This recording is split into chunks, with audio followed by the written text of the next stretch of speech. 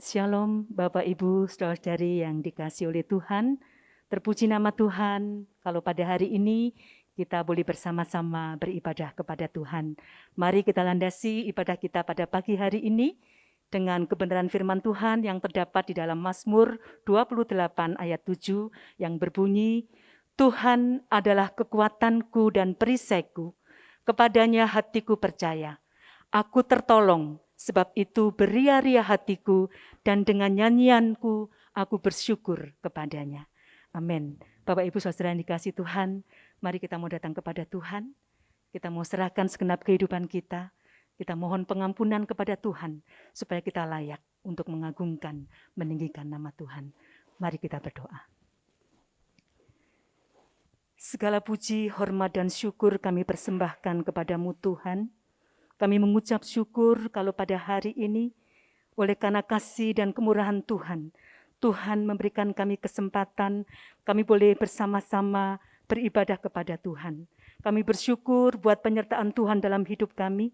Kami bersyukur buat kekuatan, kesehatan yang Tuhan anugerahkan bagi kami.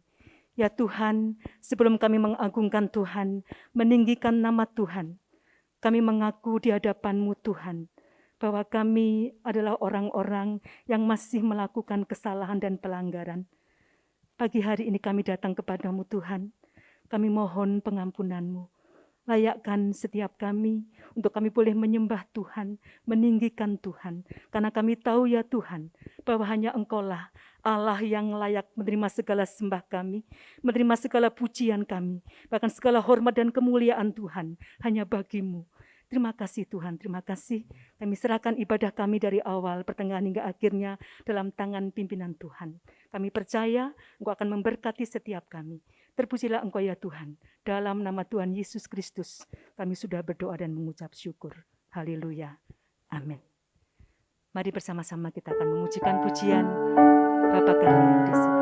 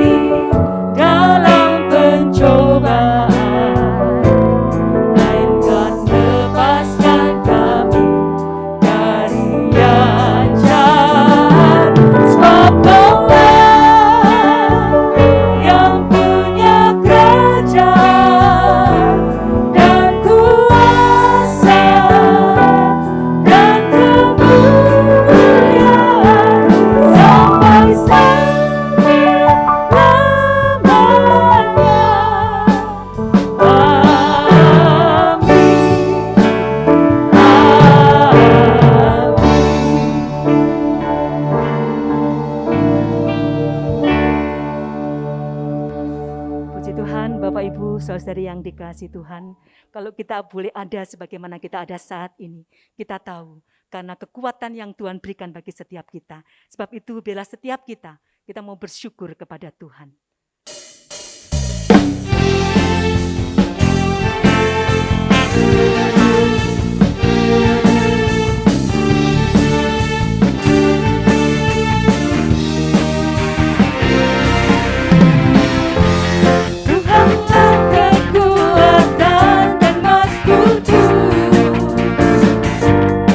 Gunung batu dan keselamatanku.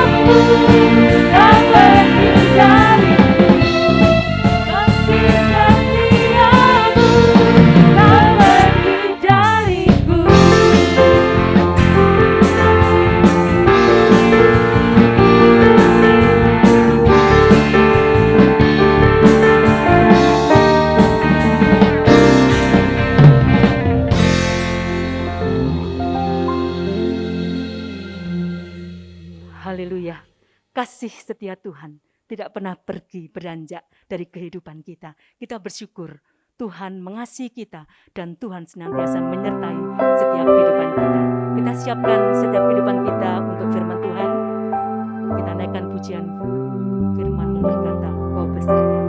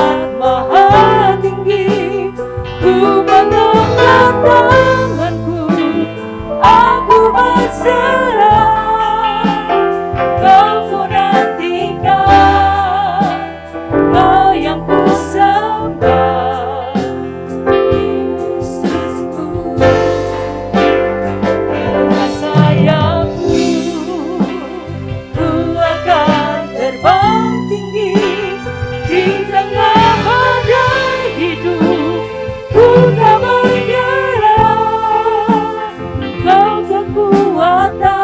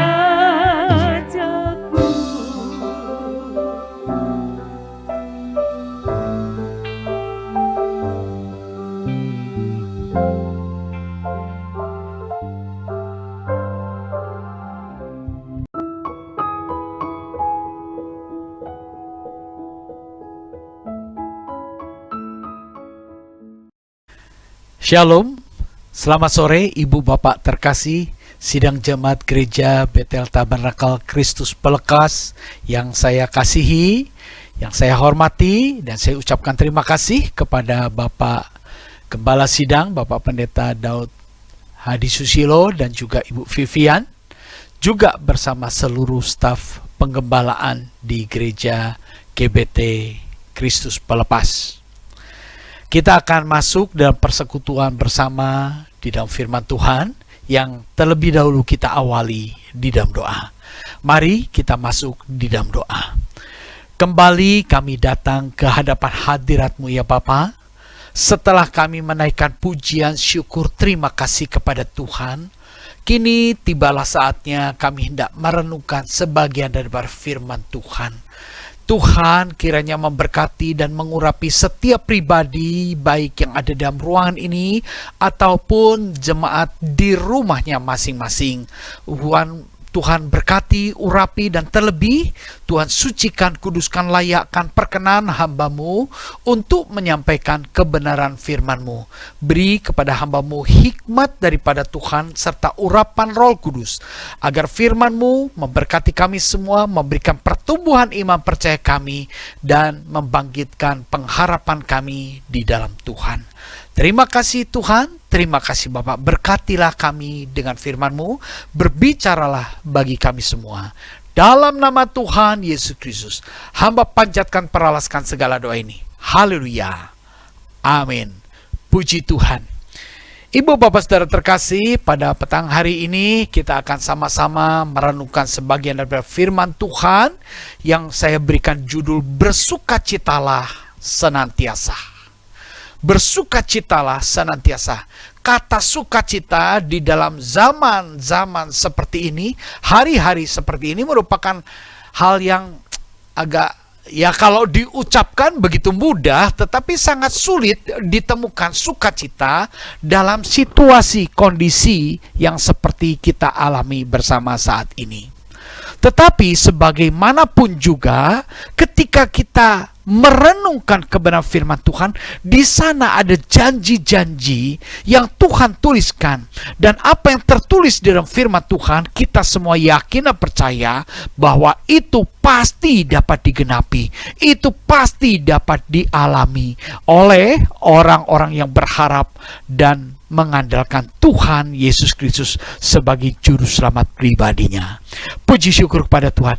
Jadi bersukacita senantiasa bukan sesuatu kata yang tidak mungkin dapat dinikmati, tetapi satu kata yang betul-betul real, nyata, dan dapat dinikmati.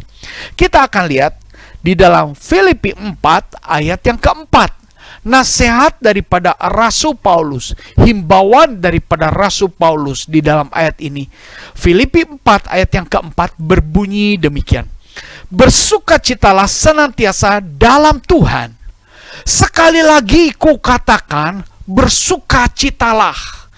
Ibu Bapak Saudara terkasih, kata sukacita senantiasa di sini adalah kata sukacita yang mengandung atau merupakan satu tantangan bagi kita semua. Dan Rasul Paulus menegaskan ulang, sekali lagi kukatakan, bersukacitalah. Kata ini tidak ditujukan kepada sembarang orang, tetapi kata ini, suratan ini ditujukan kepada jemaat Tuhan secara khusus di Filipi, dan juga jemaat Tuhan yang saat ini kita sama-sama merenungkan bunyi teks ini. Bersukacitalah senantiasa dalam Tuhan. Sekali lagi kukatakan, bersukacitalah. Ini ditujukan kepada orang-orang percaya. Rasul Paulus menghimbau, memerintahkan agar orang-orang percaya melakukan, menikmati sukacita senantiasa, sekalipun dalam satu situasi dan kondisi yang sepertinya nggak mungkin. Ya, ini masa pandemi, betul-betul masa yang sukar. Tetapi firman Tuhan berkata, bersukacitalah senantiasa. Dan ini sebagai orang beriman, kita perlu menikmati janji Tuhan ini. Firman Tuhan itu ya dan amin. Firman Tuhan itu adalah hal yang dapat kita nikmati dan syukuri. Dari sebab itu, mari kita miliki sukacita dari Tuhan. Sebab sukacita dari Tuhan adalah sukacita yang bersifat abadi, bersifat kekal. Wah, kalau bicara sukacita abadi ini, waduh, lalu konotasi kita, wah, sesuatu yang sangat tidak mungkin. Betul, menurut nalar pemikiran manusia yang sangat terbatas, mana mungkin ada sukacita yang abadi. Tetapi janji Tuhan yang ditujukan kepada setiap orang-orang percaya, ini, bersukacitalah senantiasa di dalam Tuhan. Kita diarahkan, diajarkan untuk memiliki dan menikmati sukacita yang daripada Tuhan. Puji syukur kepada Tuhan. Sukacita yang terpancar dari dalam hati sehingga diketahui oleh semua orang. Sukacita ini perkara hati, bukan perkara kantong, bukan perkara situasi lingkungan kita berada, bukan perkara sehat atau tidaknya kita. Sukacita itu perkara jiwa kita, perkara hati kita. Puji syukur kepada Tuhan. Jadi kita bisa melihat orang yang bersukacita atau orang yang berduka cita, kita melihat dari raut wajahnya. Sehingga di dalam Filipi 4 ayat yang kelima, Paulus katakan, hendaklah kebaikan hatimu diketahui semua orang. Tuhan sudah dekat. Ya, di dalam ayat yang kelima, Paulus mengatakan, hendaklah dihimbau kembali kebaikan hatimu diketahui semua orang. Kebaikan hatimu, bukan kejahatanmu, tapi kebaikan hatimu. Kebaikan hati orang percaya harus terpancar dan dapat dibaca, dilihat oleh semua orang. Dalamnya laut bisa diukur, dalamnya hati siapa yang tahu? Itu kata duniawi, itu kata manusiawi. Tetapi firman Tuhan mengatakan, Rasul Paulus sebagai rasul yang diurapi dan penuh dengan kuasa Roh Kudus, dia katakan menghimbau supaya orang-orang di Filipi memancarkan kebaikan hatinya, kebaikan sukacita yang dimiliki dan dinikmatinya. Orang kalau bersukacita dari hatinya tuh terpancar dari wajahnya. Wajahnya berseri-seri, wajahnya penuh senyum. Itulah kebaikan hati. Kenapa? Karena di dalamnya ada sukacita. Dikatakan juga Tuhan sudah dekat. Ini menunjukkan waktunya sudah dekat, kesempatannya sudah dekat. Jadi saat seperti inilah kita orang percaya, anak-anak Tuhan, harus mengalami sukacita yang daripada Tuhan sekalipun dunia sedang berduka cita. Ini yang harus kita alami bersama ibu bapak saudara terkasih. Sebagai apa? Sebagai orang-orang percaya. Kita ini orang-orang percaya. Kenapa kita bisa percaya? Karena kasih Allah sudah menebus kita. Tadinya kita adalah orang-orang terbuang, orang-orang yang terikat, orang-orang yang terbelenggu di dalam kebinasaan.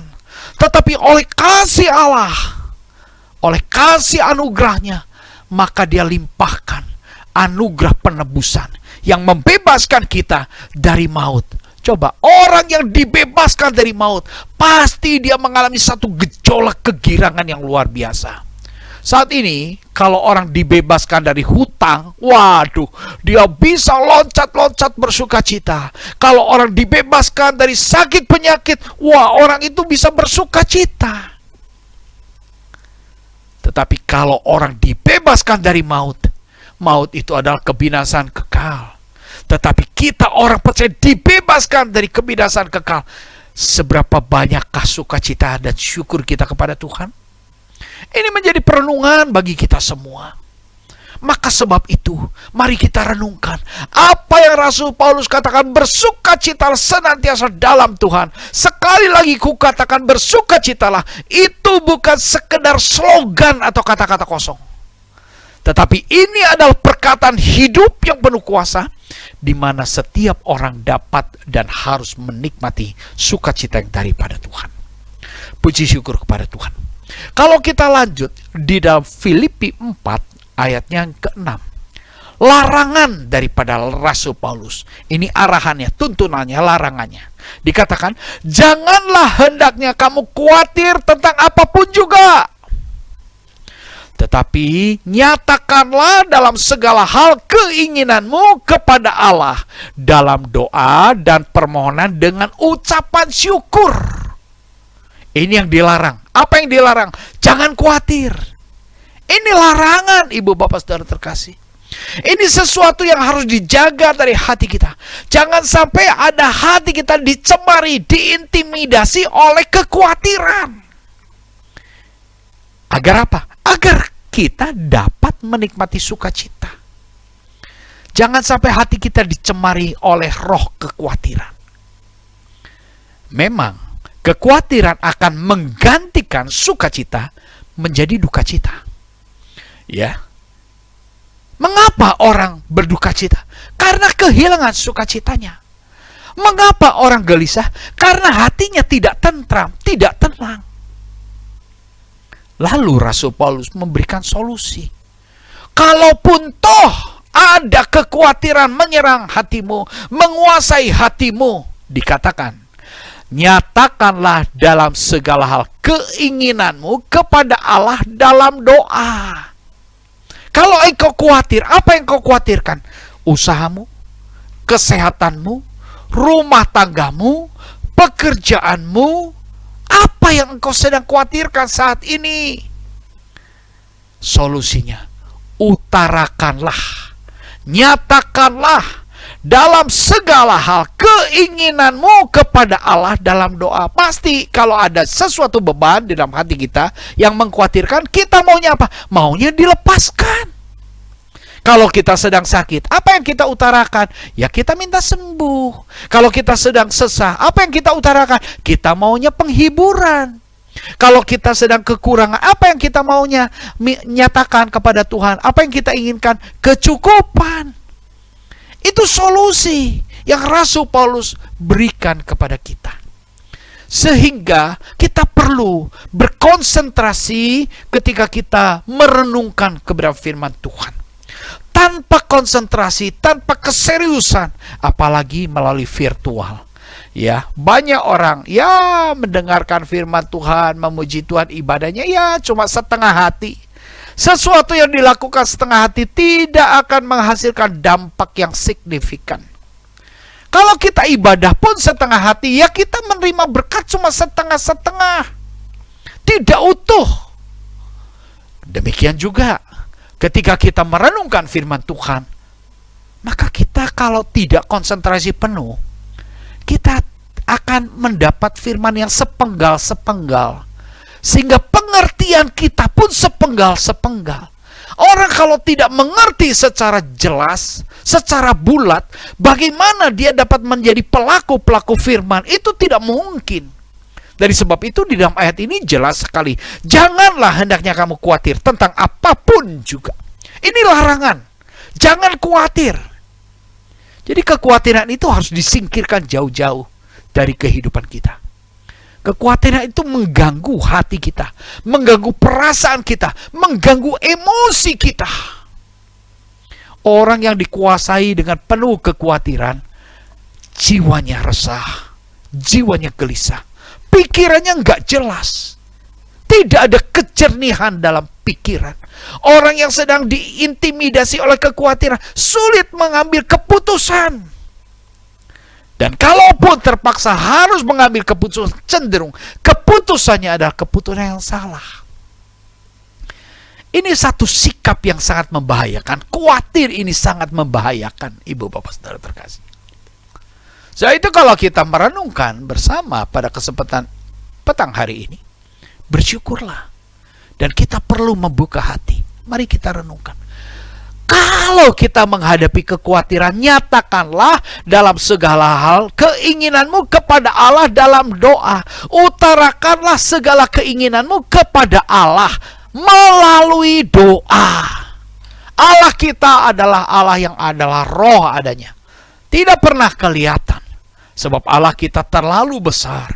Allah kita pencipta seluruh alam semesta. Dia adalah penguasa segala sesuatu. Yang bisa kita lihat itu adalah hal yang kecil. Yang bisa kita lihat itu adalah ciptaan kita. Alam semesta, ya kita bisa lihat, tapi juga tidak bisa kita sepenuhnya melihat. Sebab alam semesta ini terlalu besar. Jadi Allah kita, kenapa Allah kita tidak bisa lihat? Karena dia terlalu besar. Mata kita terlalu kecil. Dia adalah Allah yang adalah roh adanya. Kita perlu membangun keintiman melalui komunikasi doa kita. Ya, kalau kita mau menghubungi, misalnya suami mau menghubungi istrinya, kok nggak nyambung-nyambung? Aduh, kok baterainya bagaimana? Ini bagaimana? Di mana ini orangnya? Seringkali kita menjadi galau ketika kita mau berkomunikasi dengan pasangan kita, tetapi tidak tersambung, tidak terhubung, tidak terkoneksi. Ini menjadi satu kegalauan yang tersendiri. Dan zaman ini orang itu sangat, yang penting ada wifi. Dimanapun berada tidak masalah, yang penting ada wifi. Supaya bisa terhubung. Sekalipun aku di sudut kamar, tetapi aku bisa berselancar di dunia melalui internet. Nah, ibu bapak saudara terkasih, doa kepada Allah ini merupakan satu sarana terbaik yang harus dibangun terus oleh setiap orang-orang percaya. Agar apa? Dapat menikmati anugerah, dapat menikmati sukacita di dalam Tuhan.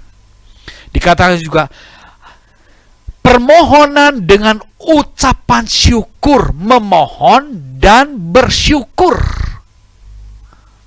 Perhatikan ya, Rasul Paulus dia sangat cermat di dalam menuntun orang-orang Filipi agar mereka di dalam berdoa disertai dengan permohonan dengan ucapan syukur. Tuhan Yesus pernah memberikan teladan ketika Yesus berdoa di Getsemani. Dia mengutarakan keinginannya, ya Bapa, jikalau boleh cawan ini lalu daripadaku, tetapi bukan kehendakku, melainkan kehendak-Mu yang jadi. Itu kalimat pertama, jikalau boleh cawan ini lalu daripadaku, itu merupakan pernyataan keinginan Tuhan Yesus lepas, lolos, terbebas dari penderitaan. Itu keinginannya. Itu permohonannya. Tetapi dia mensyukuri atas kedaulatan Allah di atas segala-galanya. Itu contoh. Tuhan Yesus pun berdoa model demikian, memohon dan mengucap syukur. Artinya mengajukan permohonan itu boleh. Segala sesuatu yang engkau inginkan boleh engkau ajukan. Namun satu syarat, akui kedaulatan Allah di atas segala-galanya untuk menjawab setiap doamu. Ini yang dimaksudkan oleh Rasul Paulus.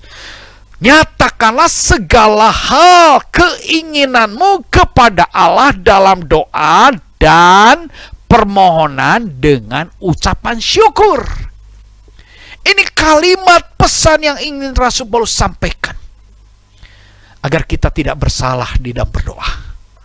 Banyak orang berdoa, berseru minta ini, minta itu, seolah-olah mau mengatur Tuhan. Kalau orang sudah mau mengatur Tuhan itu, siapa diri kita dan siapa Tuhan?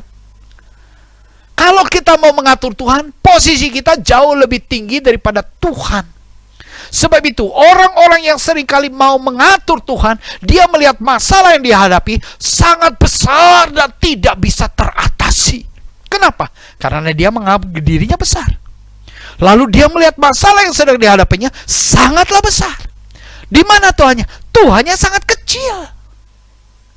Mari kita berbalik dari sudut pandang pengharapan, penghormatan kita akan kekudusan Tuhan, akan kedaulatan Tuhan yang maha besar.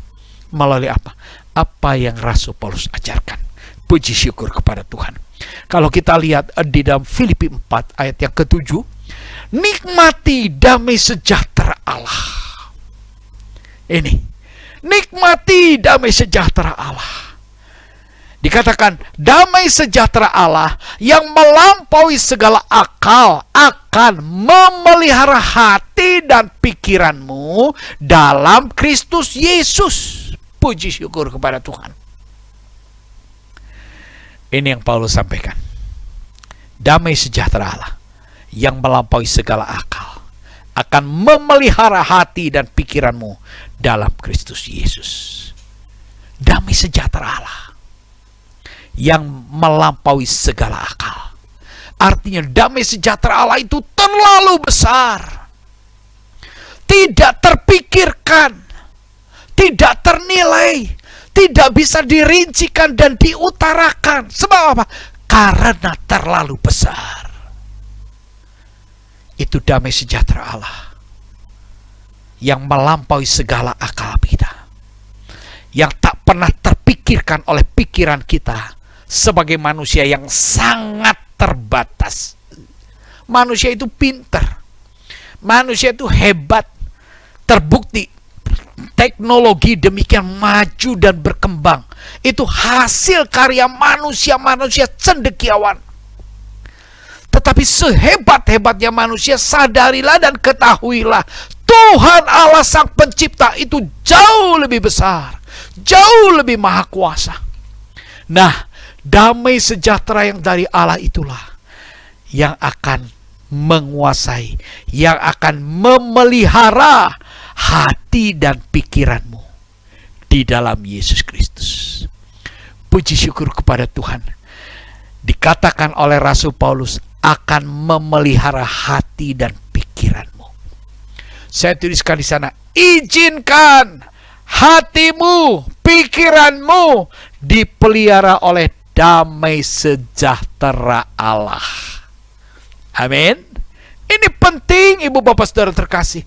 Jangan izinkan pikiran kita dikuasai oleh kekhawatiran kita. Jangan izinkan pikiran kita dikuasai oleh dasar-dasar iri hati kita. Jangan sampai pikiran kita dikuasai oleh rasa dendam kita. Jangan sampai pikiran kita dikuasai oleh persungutan-persungutan yang ada di dalam hati kita. Tapi izinkan hati pikiran kita dikuasai oleh damai sejahtera Allah. Bayangkan ya, kalau hati kita dikuasai oleh damai sejahtera Allah, dapat kita renungkan sejahteranya seperti apa, sukacitanya seperti apa, damainya seperti apa.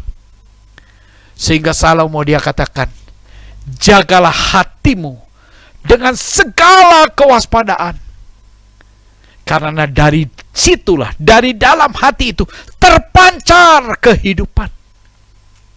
Kita harus menjaga hati kita. Dari sebab itu, jangan izinkan pemikiran-pemikiran dosa kita menguasai hati dan pikiran kita. Tetapi izinkan damai sejahtera Allah berdaulat penuh menguasai hati dan pikiran kita. Maka kita dapat menikmati damai sejahtera Allah. Inilah rahasia, inilah tuntunan, inilah solusi bagaimana caranya agar di dalam situasi yang sangat sulit seperti ini kita dapat menikmati sukacita senantiasa yang daripada Tuhan. Kita akan lihat janji juru selamat di dalam Yohanes 14 ayatnya yang ke-27. Damai sejahtera kutinggalkan bagimu, damai sejahtera ku berikan kepadamu, dan apa yang kuberikan tidak seperti yang diberikan oleh dunia kepadamu. Janganlah gelisah dan gentar hatimu. Puji syukur pada Tuhan. Ini siapa yang berbicara? Ini juru selamat kita. Ini Tuhan Yesus, juru selamat kita. Dia berjanji demikian kepada murid-murid, kepada orang percaya 2000 tahun yang lalu. Damai sejahteraku kutinggalkan bagimu. Berarti sebelum Tuhan Yesus meninggalkan dunia ini, meninggalkan bumi ini, sebelum dia naik ke surga, dia sudah berjanji, damai sejahtera kutinggalkan bagimu. Lalu murid-murid bengong. Murid-murid bertanya, damai sejahtera seperti apa ya? Tuhan Yesus lanjut dengan kalimat berikutnya. Damai sejahteraku, damai sejahtera yang aku miliki ini akan kuberikan kepadamu. Puji syukur kepada Tuhan. Inilah damai sejahtera sejati. Ini janji juru selamat. Dan apa yang kuberikan kepadamu tidak seperti yang diberikan oleh dunia kepadamu. Kualitasnya beda. Kualitas kerajaan surga, damai sejahtera yang dari surga berbeda dengan damai sejahtera dari dunia ini. Sukacita surga berbeda dengan sukacita dari dunia ini. Kita sebagai anak-anak Tuhan perlu tahu, paham, dan mengimani semua janji juru selamat ini. Sehingga dia katakan, janganlah gelisah dan gentar hatimu. Puji syukur kepada Tuhan. Jadi tidak ada alasan untuk kita gelisah. Tidak ada alasan untuk orang percaya khawatir. Sebetulnya tidak ada alasan. Tetapi mengapa realitanya terlalu banyak orang percaya masih khawatir? Dari sebab itu, perlunya kita merenungkan kebenaran firman Tuhan. Perlunya kita menghidupi firman Tuhan. Perlunya kita menjalani firman Tuhan. Perlunya kita menikmati kuasa firman Tuhan. Agar kita sebagai anak-anak Tuhan betul-betul bukan hanya label, hanya mereknya pengikut Kristus, tetapi betul-betul kita dapat menikmati kuasa Kristus. Kristus pelepas. Kristus yang melepaskan seluruh kekhawatiran, seluruh kekacauan, seluruh keiri hatian, seluruh kegundahan, dan seluruh dosa-dosa kita. Mari Ibu Bapak Saudara terkasih, kita mau menikmati sukacita yang senantiasa, sukacita yang berkesinambungan. Saya tuliskan di sini, damai sejahtera dari Tuhan Yesus Kristus memberikan sukacita abadi.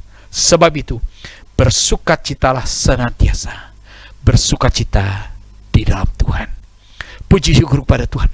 Betapa indahnya damai sejahtera Allah, betapa nikmatnya kasih Allah yang begitu luar biasa. Kita sebagai orang-orang yang sudah ditebus dengan korban darah Yesus Kristus yang tak ternilai harganya, penebusannya begitu mahal. Agar apa? Kita yang ditebus dapat menikmati sukacita senantiasa di dalam Tuhan. Puji Tuhan, Tuhan memberkati. Mari kita masuk dalam doa. Terima kasih Tuhan untuk beberapa ayat firman yang sama-sama kami renungkan pada petang hari ini. Hamba-Mu berhenti bicara, tetapi firman-Mu hidup. Roh Kudus akan terus berbicara dan memeteraikan kepada setiap pribadi yang bersekutu bersama di dalam kebenaran firman-Mu. Firman-Mu membangkitkan iman pengharapan, menyingkirkan segala kegalauan, kekhawatiran, kegelisahan kami, dan memberikan pada kami damai sejahtera dan sukacita. Terima kasih Tuhan untuk berkat firman-Mu. Dalam nama Tuhan Yesus Kristus, hamba panjatkan peralaskan segala doa ini. Haleluya. Amin. Puji Tuhan. Tuhan memberkati.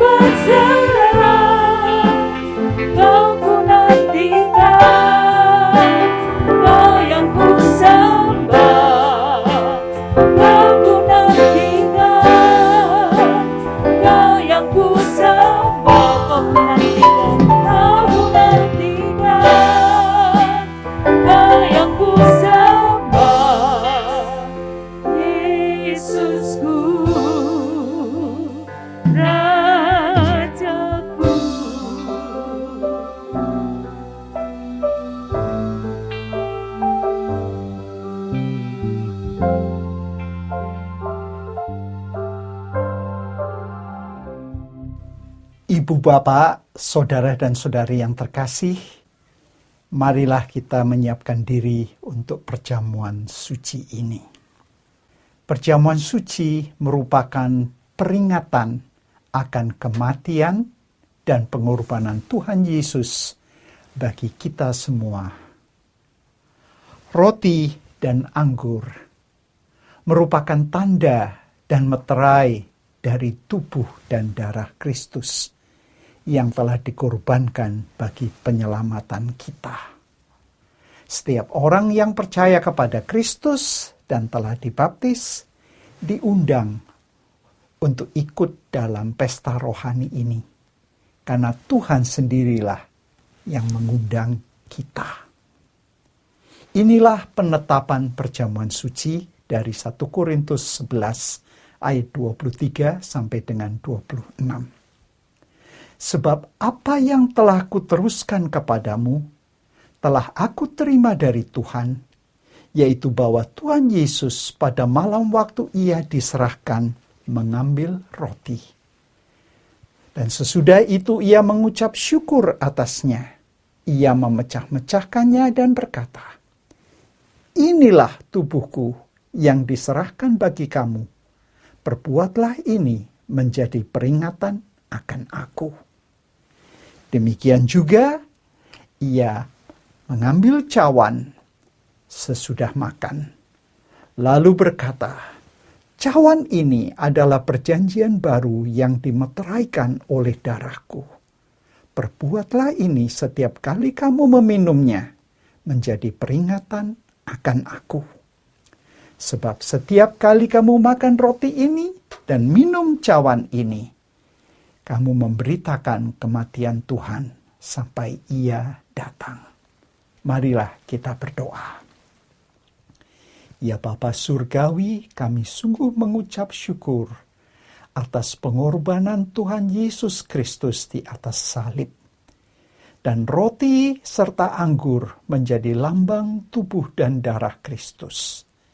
Biarlah kami menerima berkat rohani ini dengan keyakinan bahwa karya penyelamatan Yesus Kristus yang akan mengumpulkan kami dari semua suku, bangsa, dan bahasa yang percaya kepada Yesus akan diselamatkan. Di dalam Yesus Kristus, Tuhan kami berdoa. Amin. Jemaat diundang mengangkat roti. Bukankah roti yang kita pecah-pecahkan merupakan bagian dari tubuh Kristus? Amin. Makanlah dengan iman dan dengan ucapan syukur.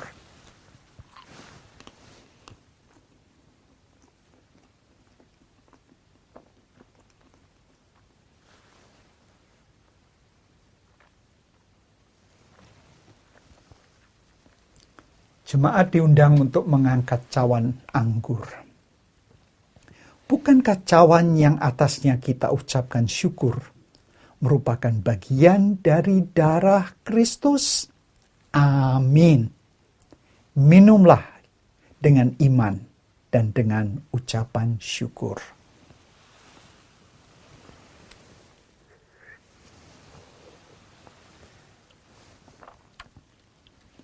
Yang mengucap syukur boleh menyatakannya dengan mengangkat kedua tangan ke atas.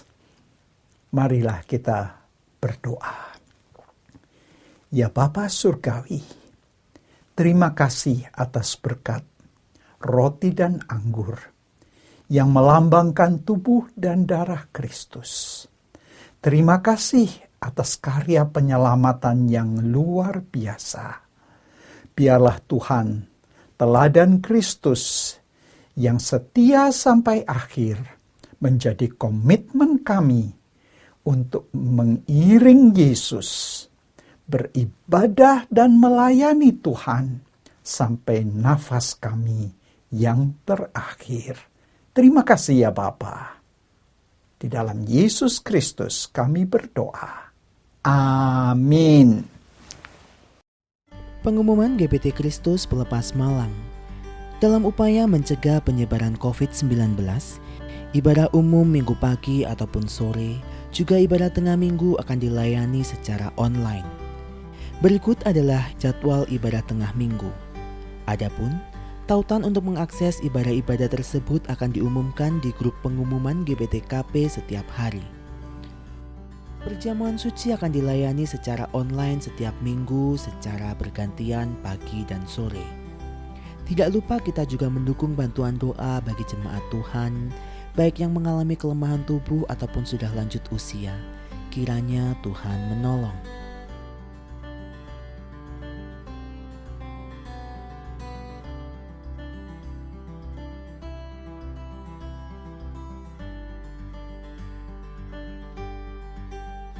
Yang berkenan memberikan persembahan untuk mendukung pelayanan kepada Tuhan dan sesama dapat diberikan melalui sistem online dengan cara transfer ke rekening BCA di nomor 0113254090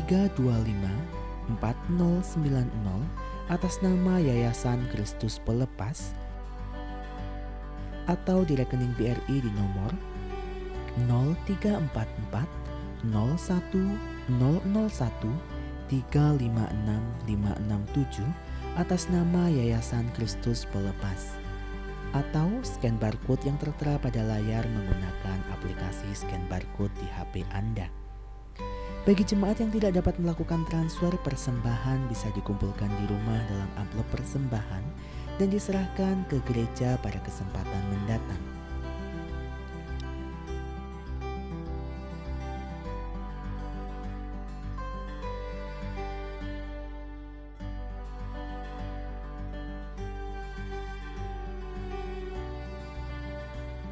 Mengingat peningkatan jumlah pasien yang terpapar COVID-19, kami tetap menghimbau kepada setiap warga jemaat GBT Kristus Pelepas Malang yang ingin datang berkunjung ke gereja untuk tetap mematuhi protokol kesehatan dengan baik dan benar guna menjaga keselamatan pribadi dan orang lain. Tetap jaga jarak, cuci tangan dengan sabun, menggunakan masker, dan tetap tinggal di rumah saat kondisi badan kurang fit atau kurang sehat. Tetap jaga kesehatan, istirahat yang cukup, dan konsumsi vitamin ataupun suplemen makanan. Mari kita bersama mencegah penyebaran COVID-19. Demikian pengumuman GBT Kristus Pelepas sepekan mendatang. Kembali kami datang kepadamu ya Bapa. Setelah anugerah-Mu memimpin jalannya ibadah ini dari awal hingga dengan akhirnya, pujian sudah kami naikkan sebagai ungkapan syukur kami. Firman-Mu sudah kami renungkan bersama sebagai pernyataan isi hati-Mu yang sangat menguatkan dan meneguhkan pengharapan kami. Biarlah Tuhan, sebentar kami akan berpisah satu dengan lain. Namun sebelum kami berpisah, kami mau terlebih dahulu menerima berkat rahmat dari Bapa di surga. Dari sebab itu, mari ibu bapak saudara terkasih kita tadahkan tangan. Kita terima berkat daripada Allah Bapa. Ibu bapak dan saudara-saudara terkasih, terimalah segala berkat daripada Allah Bapa. Sebab dialah sumber segala sesuatu. Dialah pencipta, penentu, pengendali segala sesuatu. Terimalah cinta kasih daripada Tuhan Yesus Kristus. Dialah juru selamatmu yang mengampuni segala dosa-dosamu, yang membebaskan engkau dari belenggu kebinasaan dan memperdamaikan engkau dengan kasih Bapa di surga. Sebab itu, hiduplah dalam persekutuan dengan Roh Kudus yang akan senantiasa menyertai, mengurapi, memberkati, menjaga, melindungi, memelihara ibu bapak saudara sekalian mulai saat ini sampai Maranatha, Tuhan Yesus Kristus datang kembali. Sebab itu terimalah dan bawalah serta segala berkat rahmat kasih karunia dari Bapa di surga. Dalam nama Tuhan Yesus Kristus hamba panjatkan peralaskan segala doa ini. Haleluya. Amin. Puji Tuhan. Tuhan memberkati.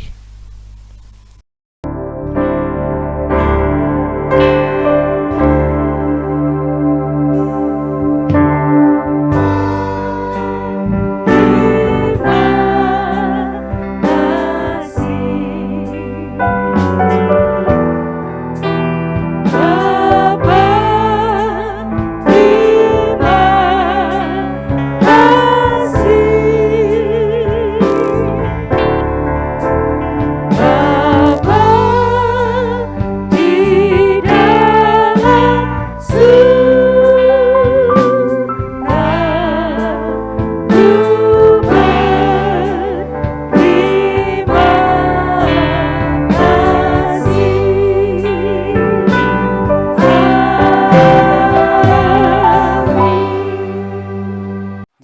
lupa subscribe di channel kami dan juga klik tombol lonceng untuk mendapatkan update terbaru dari kami. Sampai jumpa minggu depan. Tuhan Yesus memberkati.